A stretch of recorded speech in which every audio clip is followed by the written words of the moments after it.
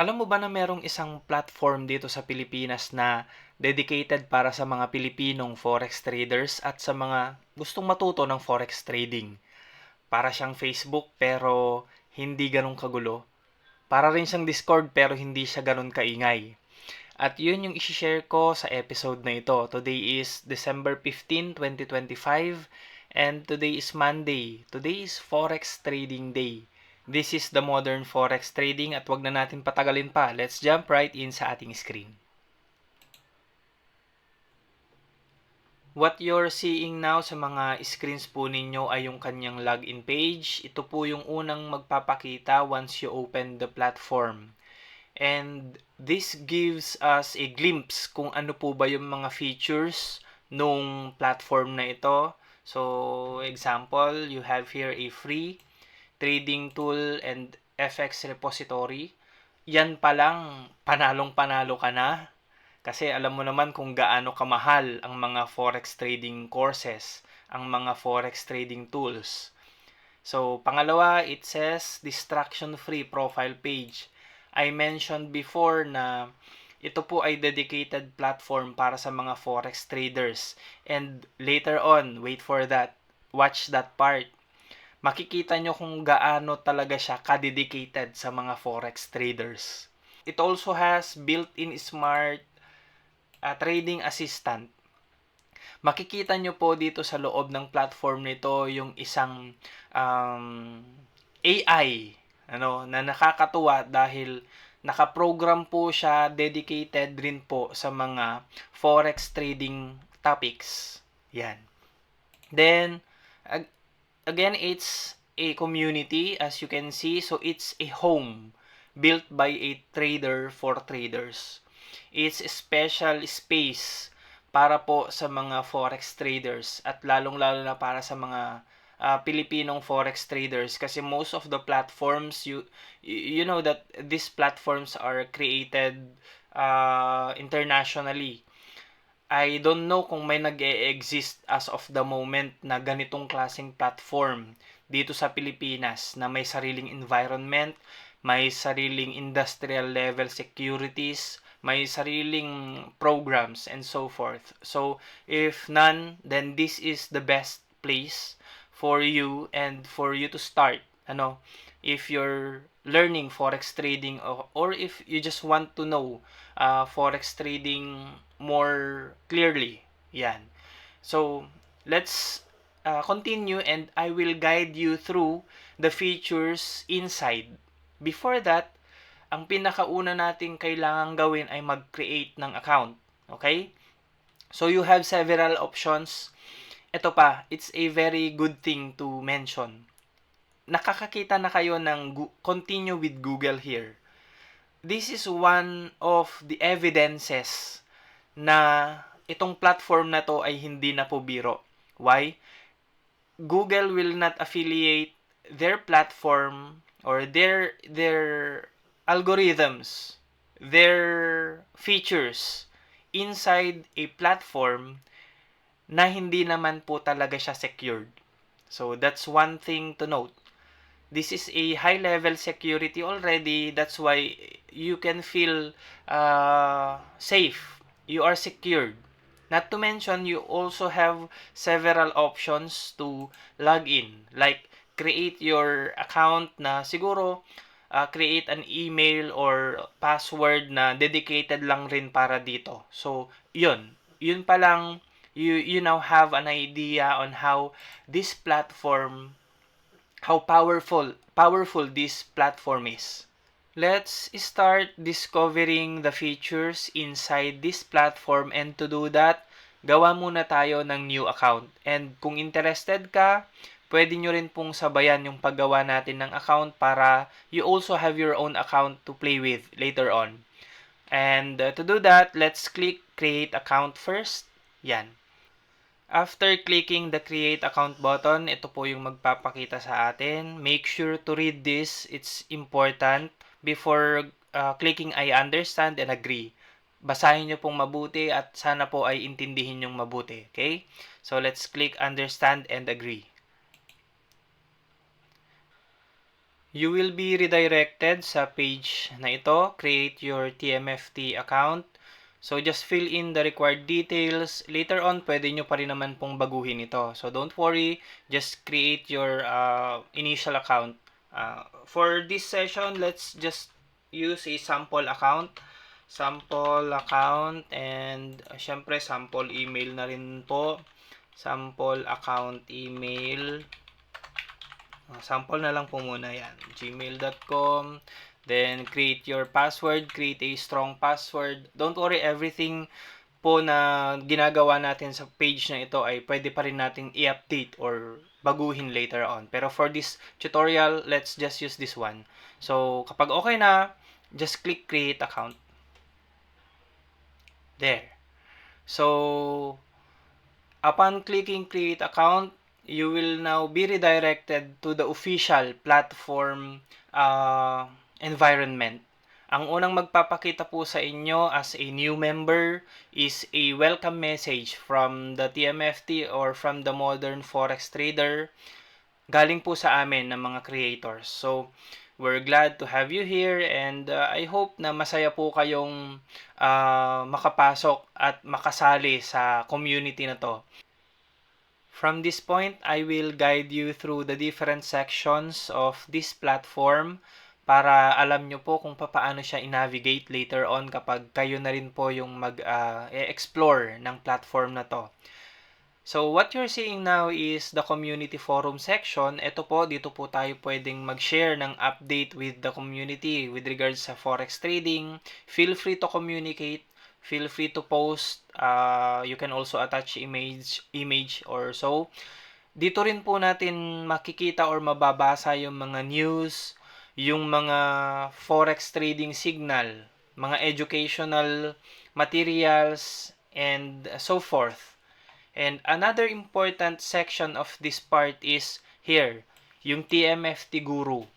Siya po si Mang Pips and it will guide you. He will guide you learn forex trading more clearer than the other platforms. Why? Kasi this is an AI assistant na nakaprogram to give you the easiest explanation or paano ba, hindi siya easiest kundi yung pinakamabilis talagang maintindihan with regards dun sa mga concept po na tinatanong ninyo. So, halimbawa, what is Forex? Tanungin natin siya kung ano yung Forex. So, ask Mang Pips. Just click that. Then, it will show you thinking and after a while, sasagutin na po kayo. So, it will greet you. Hello sample account. Kung pangalan mo po yan, hello KM. Yan. Forex, short for foreign exchange. Andyan na po yung sagot at mga context with regard Forex na hindi po ganun ka-saturated. Hindi ganun kahirap intindihin. Hindi ganun kahaba. At yan yung sa palagay kong isang kailangan natin as beginner kung tayo ay nagsisimula. Kailangan natin ng clear, straightforward na sagot at mga malinaw na konteksto kung ano nga ba yung forex or forex trading. So that is one of the most powerful feature po na meron sa platform na ito as of now. Maliban dyan, syempre yung mga community post from different members, it's also very good to see and good to know na yun po ay mga personal experiences nila, nilalagay nila dito. At syempre, it's also an educational thing on the part of those forex traders na nagsisimula pa lang. And yun nga po, focus lang po tayo sa forex for this section. Now, you can also see here a live chat. So, meron po dito community chat, direct chat, saka circles o yung mga group chat na tinatawag natin. Pero underway pa lang, dinedevelop pa lang natin siya. Direct message and community chats are already working. Like for example, if you want to chat sa mga directly sa mga members, you can just click that direct. Sa chat community chat naman, normally yung mga admin or the general members dito po nagche-chat. Now, ang isa pa po sa important part nito, nabanggit po natin kanina na mas klaro dito, isa po sa mga ginagawa namin as web developer ay ini-improve yung mga UX ng yung user experiences.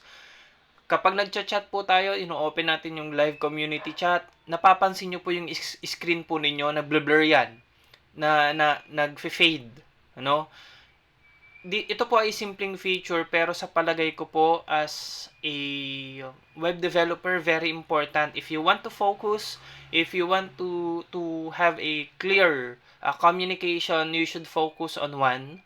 And when we say focus on one, there should be a feature na kung saan gaya nito na isolate yung isang part. It also has several features pa. No, isa lang po ito. That's why I am mentioning this para makita nyo kung ano yung pagkakaiba niya sa iba pang mga platforms, So that's community chat. Okay. So in this section you can see several tabs. We have notification tab, we have TMFT members. If you click that, makikita nyo po yung mga current members, community rules, mababasa nyo kung ano po yung mga do's and don'ts, and let's jump through that, explore that on your own. Let's move to clicking my account. This is one of the most important sections ng platform na ito. As I mentioned kanina, this platform is dedicated para sa mga forex traders, and you will realize why dito sa part na to. And again, I will guide you through the different areas of this section. So first, you have here a very basic home account. Pwede nyo pong palitan yung profile picture nyo, pwede nyo pong palitan yung name niyo and so forth. So you'll just click the account tab para magawa nyo po yon. You also have here the routine tab. Makikita nyo po dito daily trading routine. So dito pa lang nasasagot na po yung statement natin kanina na bakit siya dedicated para sa mga forex traders. So makikita nyo po dito yung mga pre-session, general pre-session checklist, during session, post-session, and so forth. Then, when we talk about session, syempre, we should know when are these trading sessions. Nandito na po yung mga oras kasi sometimes yung mga ginagamit na indicators para sa mga trading sessions ay hindi ganun ka-accurate sa timeline ng Pilipinas, nalilito yung karamihan. Although we also have our own indicator na dinevelop para dyan. And that's, again, for the sessions tab. Then, you also have here the trading view chart. Built-in na rin po dito yon, so you can choose other currencies, time frame, and so forth. Kumpleto na po dito yung feature po ng trading view. And also, a tab na kung saan may mga links po dito, important links or essential links papunta sa different resources natin and repositories like Education and Foundations, Recommended Trading Broker, Philippine FX Regulatory Context, and so forth. So, dadami pa yan, madadagdagan pa yan, and for now, ito po yung mga current tabs na meron tayo. Now, the very important section na mini-mention ko kanina sa part na to ay yung nasa taas po, si database.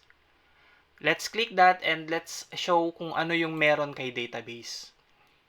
There. So, I will again guide you through the different areas of this section kasi meron ulit siyang 4 na area.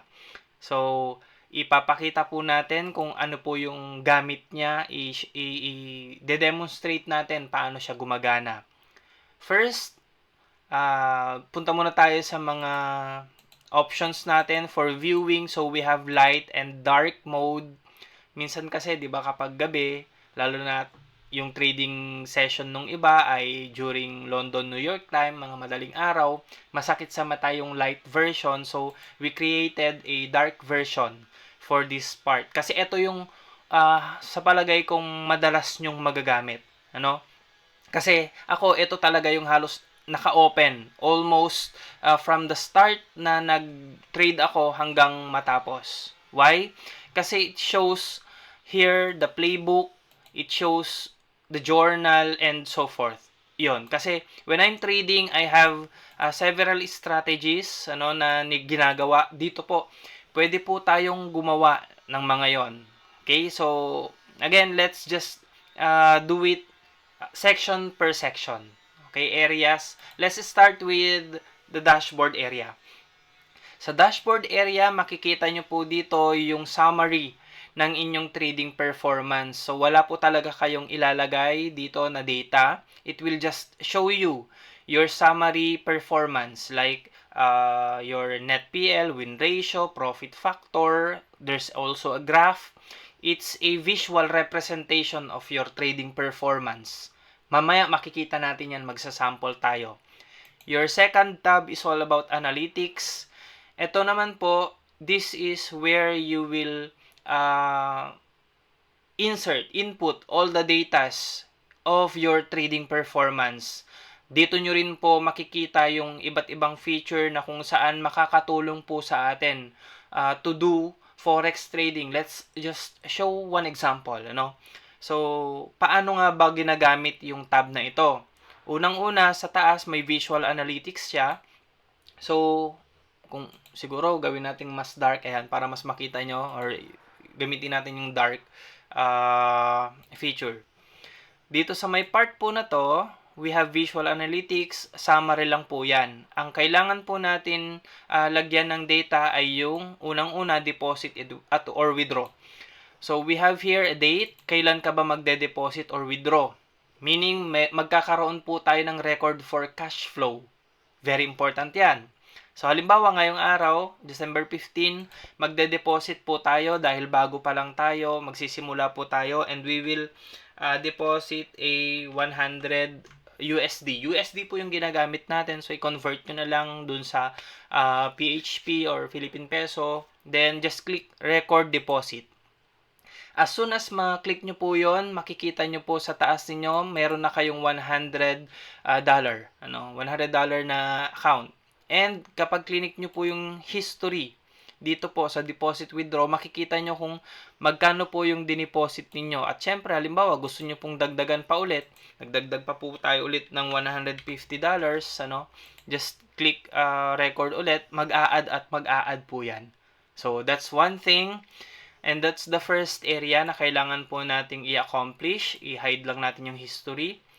Then, this is another section po dito sa area na to na kung saan magbibigay po sa atin ng capability to do trading more safe. Itong part po na to magpapakita sa atin ng mga limitations natin. So, for example, maglagay po tayo dito, sabi niya, set your risk percent. Normally, ang nilalagay po nating risk percent natin ay 2% per trade. So, dito naman po, hindi po natin ginagawa yon. Actually, iba po yung technique ko. Ang ginagawa ko po, naglalagay lang po ako ng risk ko. Like for example, 2% yung nilagay ko. Makikita nyo, $5 yung automatic na nagpakita. So, yung $5 po na yan po yung risk ko para sa trade ngayong araw na to. Meaning, kahit 10 yung trade ko, hindi dapat ako mag-exit. I-divide ko yung $5 na yan sa araw na to. Kung plano kong mag-trade ng 5, 3, whatever, kung isa lang, then I will only risk $5 for today. Kapag sumobra dyan, later on, makikita nyo sa risk status, risk limit reach, stop trade, mga ganong status. Nililimit niya, binibigyan niya na tayo ng second opinion para kahit papaano hindi po tayo magkaroon ng behavioral decision, which is one of the most important factors siguro na kailangan natin i-consider pag nagtitrade tayo. Let's trade logically, let's trade rationally, and to do that, we have tools, several tools gaya po nito. So, eto pa. Kapag nag-set ako ng percent ko na per day, makikita ko, kusa niyang i-compute ilang araw pa yung natitira para sa akin na makapag-trade.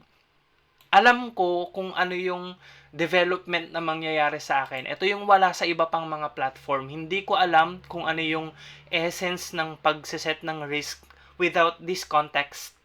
Without these things showing me kung ano yung importance ng pagsiset na to visually. Para sa mga beginners, very important ito. Kaya natin nililimit yung mga risks para kahit papaano alam natin kung hanggang saan ba tayo. So, these are the things na sa palagay ko magagamit natin. For this time, halimbawa, palitan natin ng 10%, tinaas natin yung risk. Pwede tayong mag-trade per day na at matalo ng $25, pero meron na lang tayong 10 days. Meron lang tayong 10 days para mag-trade with this risk. Nagigets nyo? It's very important to know na, okay, sa 10 days na to, dapat manalo ako. Sa 10 days na to, dapat, something like that. Depende na po sa atin. Magkakaroon tayo ng rationality na mas malinaw using this tool. So, halimbawa, sample, dyan pa lang po, meron din po tayo dito na record trades. Ibig sabihin, ito po yung performance na natin sa mga trades natin. Halimbawa, today is 15, nag-trade tayo kanina, nanalo tayo. Sabihin na natin, yay, panalo tayo. Nanalo tayo ng $20. So, just click add result. Makikita nyo na agad yung profit and loss status ninyo, $20. Nare-record na po yan. Okay? So, mali yung date natin. So, i-edit natin yung date. Pumasok po siya sa December 2. So, to do that, may trade option po tayo sa baba. Makikita natin yung summary and risk monitor. Just click manage trades. Pwede po natin i-edit yan. Change the date. Today is 15. Yan. Then, just click save.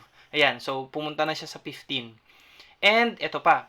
Once na nagkakaroon po tayo ng record sa mga trading activities natin, nagdadagdag at nababawas na rin po yan sa current balance natin. O, di ba? So, as you can see, meron na rin po pala tayong nagiging automatic update sa mga visual analytics natin. And halimbawa, nag-trade din po tayo nung mga nakarang araw. Ilagay po natin yung trade natin nung nakarang araw. Halimbawa, nag-trade po tayo ng 8. Nung una, syempre, nagsisimula pa lang tayo. Sabihin na natin may talo tayo na 15. 14. Kasi normally, syempre, sa mga magsisimula, expect that. Medyo magsisimula tayo sa mga losses. Pero later on, gradually, mananalo po tayo. Don't worry. Kaya po tayo nandito para i-guide kayo. So, sample.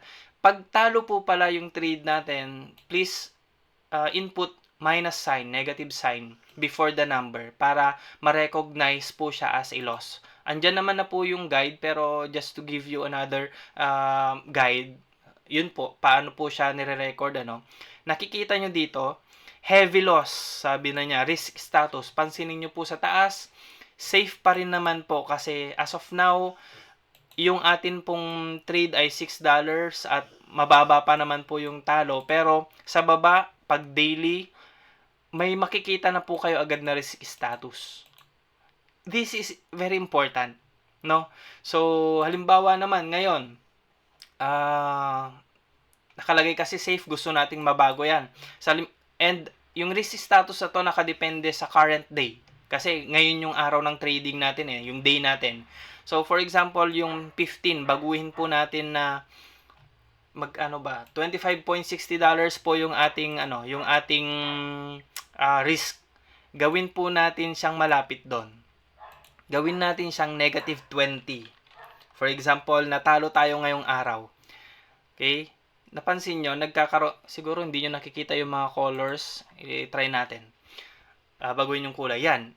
Mapapansin nyo, risk limit hit, sabi niya heavy loss. Kasi nga, we've set our risk na $21 lang for today. At naka $20 na tayo na natalo.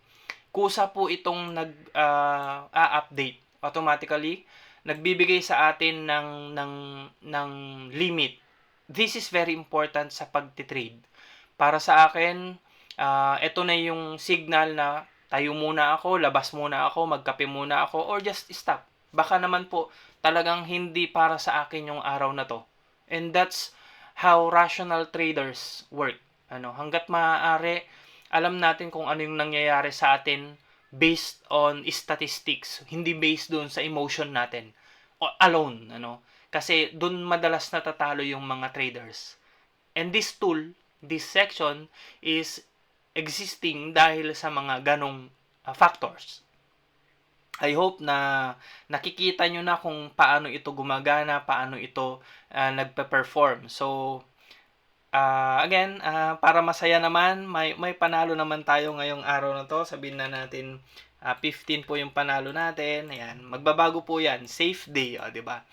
And as you can see, nagbibigay na po yan ng mga graphical or visual analytics. And if we will go back to the dashboard, andito na yung summary. Yan. Nagkakaroon na po siya nagge-generate na siya ng kusa. Nagge-generate na dyan. Worst day. Kailan yung pinaka natalo kang araw. Best day.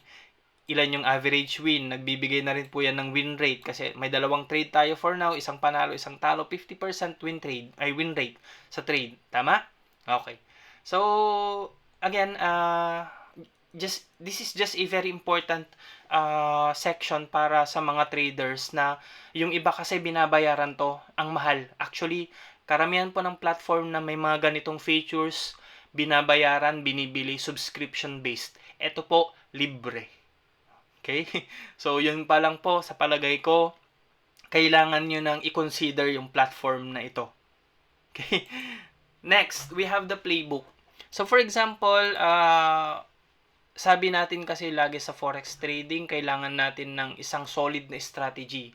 And to have a solid strategy, dapat meron tayong mga rules specific sa strategy na yon. Sample, I'll give you a Euro, USD, that's my currency. Ang ginagamit kong time frame ay 1 minute.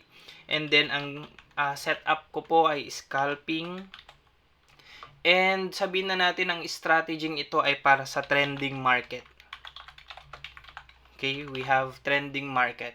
Just click that and add strategy. And each time na may nakalagay po dito, no, to establish and notes. So, halimbawa, kailangan kong makakita ng higher high and higher low or sort of kailangan ko ng sample muna. Anyway, marami yan. Upward or downward.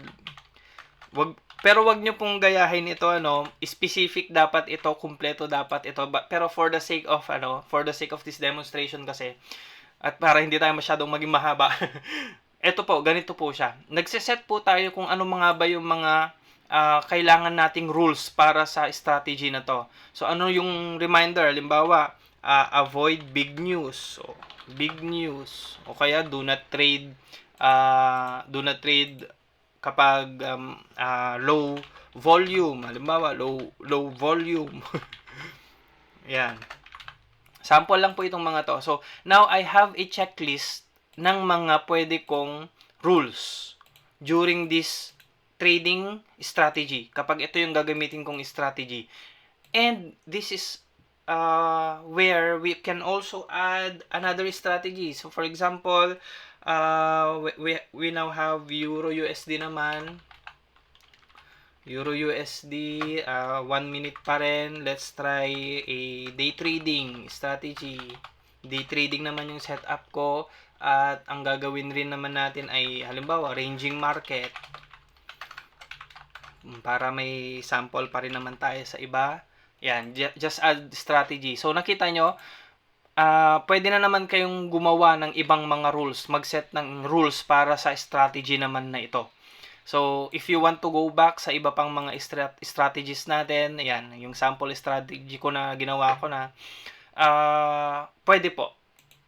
Yan, pwede lang po nating piliin. And that's the reason why I mentioned na laging nakabukas itong section na to, itong area ng platform na to sa akin dahil I really play using these rules. I don't really trade without rules. Yun yung isa sa pinaka-importanteng kailangan na meron tayo as a trader. And syempre, kailangan natin ito, journal. Normally, I use my notebooks. Ang dami-dami kong notebooks. Sa totoo lang, I never trade. And afterward, sleep, straight through, go to vacation or what. As soon as matapos po ako mag-trade, nagja-journal po ako. And dito po sa platform na to, pwede ng electronic journal. So, pwede pong dito sa save entries, kung may mga entries na kayo, kung ilang dates na yan, pwede po kayong mamili ng araw kung kailan po kayo magda-diary. And also, you have formatting, several formatting like bolding the text, underlining important areas, listing, etc. This is also a very important section. Sa totoo lang, kanina pa ako nagsasabi na lahat po ito ay important section. That's it. Para hindi naman po tunog very hype naman po yung discussion natin. Pero one thing is clear, and I hope that this is also your realization. Ito po ay sobrang makakatulong po sa inyo as a forex trader. That's it. Kasi po, ito po ay kailangan po talaga natin. Okay? So, again, this is for free to use. Just create your account. Wala po kayong babayaran dito. I will ask you to become a member, pero hindi po para bumili ng platform or mag-subscribe or whatever. I also sell books. I also sell several products na kailangan ko rin naman po kahit papaano para syempre magkaroon po tayo ng mechanism to do these things. I am doing this for free para sa inyo, pero I am paying for all of these things. These are some sort of clearing miscommunications, kasi most of this kind of platforms po ay ginagawang business. Pero sa atin, we're trying to create a way na kung saan makakatulong po tayo sa mga kapwa natin forex traders, makakatulong po tayo sa mga nagsisimula, kasi we've been there. At ang hirap magsimula nang wala pong mga ganito. Lalo na kung wala kang fund, wala kang budget, wala kang maaasahan ng mga tools ng mga ganito. Mahihirapan po talaga tayo as a beginner forex trader. So, we're doing this for the sake of those who really are deserving po na matuto, deserving po na kahit papaano kumita. So, I hope na mapanood nila ito. I hope na magamit po nila yung tool na ito, na yung platform na ito.